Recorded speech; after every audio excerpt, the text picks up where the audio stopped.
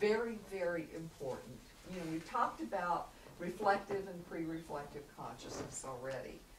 Now we're going to talk about the ego, and most of us have an idea about the ego as, at least from a Freudian perspective, a source of reality orientation. The ego is kind of a subject in most of our sense of what the ego is.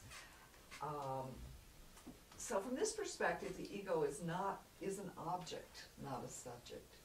It's a construct or a creation of reflective consciousness.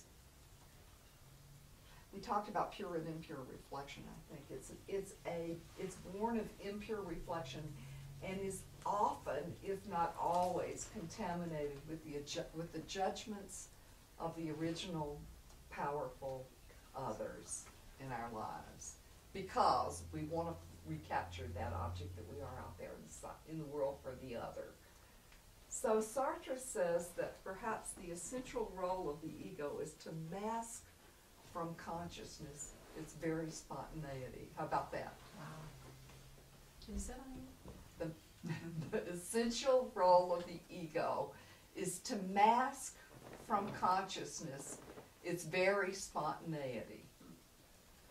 Which is about play. Which is about play, yeah.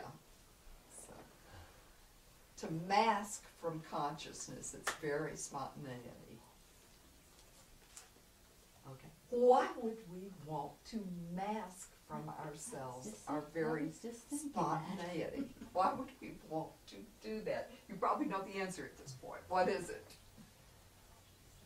It's scary. It looks crazy. It's safer. Crazy and scary. I don't know what I'm going to do or who I'm going to be. It's safer. Right. It's a safer choice. It's safer. To stay. I can count on myself. I know who I am. You know, why do we like to take all those personality tests? You know, if we really were who we are, would we have any interest in them? But we don't know who we are. Man is the being whose being is in question, is the way Sartre put it. Always in question. Because we never are a something. We're always a process. We're always in the process of becoming. So the ego becomes a way of masking from ourselves that our freedom, really, our spontaneity, our freedom, our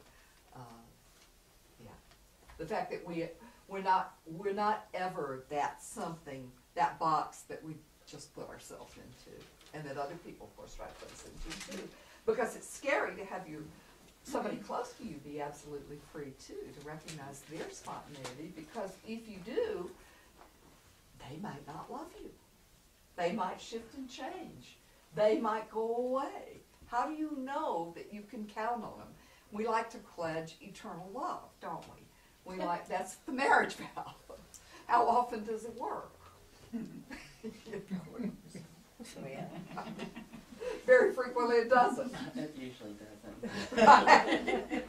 Is this quote written down somewhere? In Yeah, it's in Transcendence of the Ego. Yeah. And quite often, the box that we're putting ourselves in is the box that we think the other wants us to be in. That's true too, because we want to be acceptable to the other person. Let's explore that.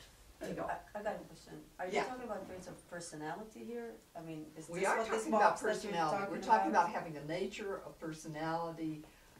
So I box myself in these characteristics of what I think I am or what people see me as, and this is where I'm comfortable. Including the way you live your body. Okay. Yes, because it's physical and not just mental. Okay, this is going to be superficial compared to what we can do with, the ego and therapy, but let's do a little exercise around this just to make it real for all